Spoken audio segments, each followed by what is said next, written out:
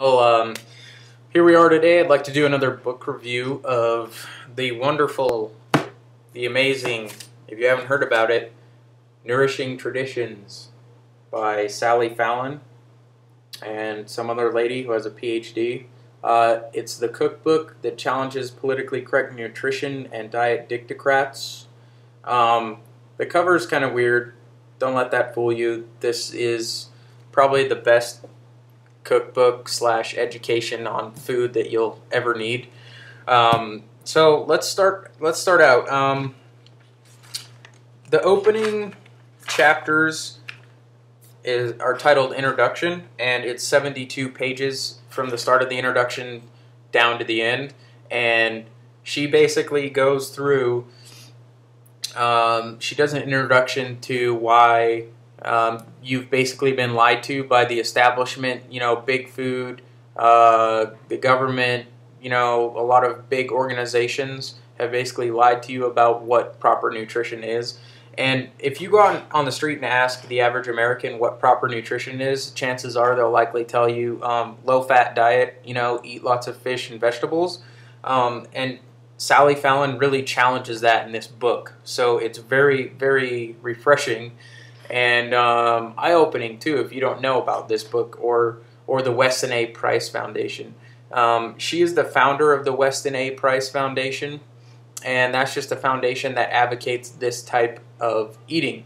So the introduction goes on to talk about fats, carbohydrates, proteins, vitamins, milk products, minerals, enzymes, salt, beverages, food allergies, and she gives you tips on, what to do in the kitchen. So this is an exhaustive education, basically, of food and nutrition. And it's really, really enlightening. She goes through and talks about the different kinds of fats, the different types of protein, from vegetable or animal sources, the benefits, the drawbacks to all of those. Overall, it's very, very interesting. And I think this book's like $10 to $15 on Amazon, and it's worth $100 or $200. I would gladly pay $200 for this book. That's how important it is. And then she goes on to mastering the basics. That's like the next section that starts on page 79. And she talks about cultured dairy products, fermented food. She talks about raw milk, how all of those are really beneficial for the human body. And there is some science behind it, but it's not boring. It's very informative, and you won't be able to put the book down. And then she talks about stocks as well, cooking with a stock. If you don't know what a stock is basically making, putting cow bones, carrots, celery, and onions, and a few other things into a huge pot of water, boiling it for 24 to 48 hours, or simmering it, I should say, to 24 to 48 hours, and then basically filtering that through a screen or through a paper towel and a colander, and then you get this really beneficial stock that's loaded with enzymes and not enzymes, but proteins. It's loaded with vitamins and minerals is what I'm trying to get at, that are really, really beneficial to your body. And these nutrients are more, your body's able to take them in better with in that form, as opposed to like eating a steak or something. So the stock is really the basis for soups and for sauces, and she goes in to talk about how important they are, and the difference between the stock that you might get in the grocery store and a homemade stock. They're not even the same thing. So and making your own homemade stock is 10 times cheaper than going and getting it at the store. So stocks, cultured food, fermented food, all of these things are incredibly good for you. And then she talks about sprouting grains, nuts, and seeds, and basically how grains, nuts, and seeds can be detrimental to our health if they're not prepared in a specific manner. Then she talks about ancient cultures and cultures that are still doing it, traditional cultures, I guess you could say, that the only way that they would eat these types of foods are by preparing them in a special way. So she covers that. And if your family's big into eating wheat, like you buy wheat by the 5-gallon bucket or whatever, or oats, she talks about how you can prepare those to where the nutrients will be more easily absorbed by your body, and some of the bad things will be taken out. So it's really cool. The sauces that she has in here that you make from stocks are incredible, and there's really no limitation. So if you make a beef stock, you can create a blue cheese sauce, a wine sauce, a sauce with herbs in it. It's just endless, and they're all just delicious.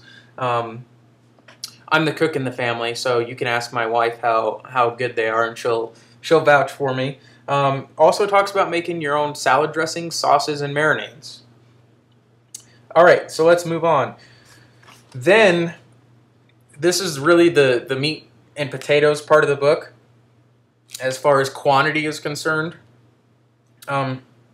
She talks about hors d'oeuvres, vegetable salads, dips, sauces, marinades, raw meat appetizers. Raw meat appetizers. Oh, some of you are salivating at this, and some of you are cringing in fear. She talks about how to properly prepare those raw meat appetizers and why it's important that we eat and consume raw meat and raw animal products.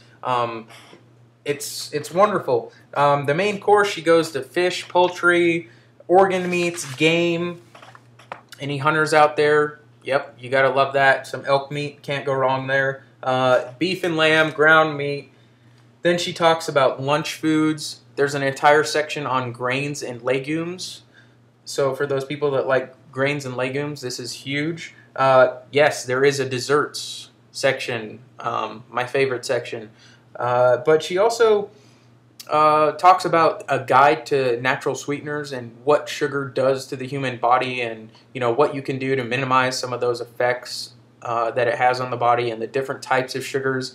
I just saw a freaking commercial the other day about this guy and his kid are in a cornfield, and they're saying that corn syrup is the same thing as all other sugar, which is total bull crap. So really read this section in this book under desserts, page 533. If you have the book in front of you, you want to go to it now, you just can't wait. There you go. What's really awesome about this cookbook, beverages. There's a section on beverages, and it's great. She talks about how to brew beer, how to brew kombucha, which is a fermented tea, and it sounds disgusting, but it's actually delicious. I have some sitting in my refrigerator right now. So the beverage section is amazing. Homemade soda pop. Can you go wrong? I mean, really? Another cool section for those of you that have babies, tips on feeding babies. Very enlightening. I just read it out of curiosity because my wife and I are going to have kids someday.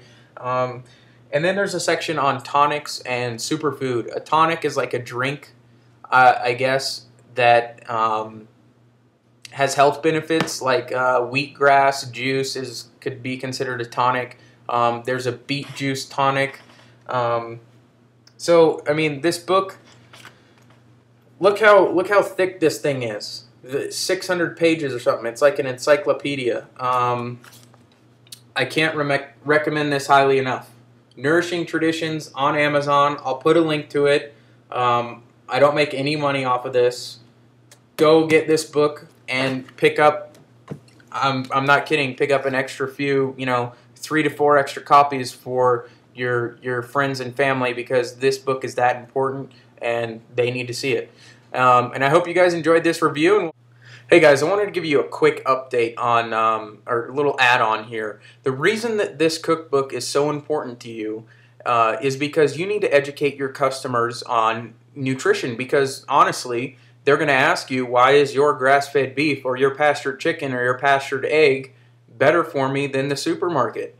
And this book will arm you with the answers to respond to that, thus increasing your profit, and then you get a new lifelong customer potentially. So that is why this is important.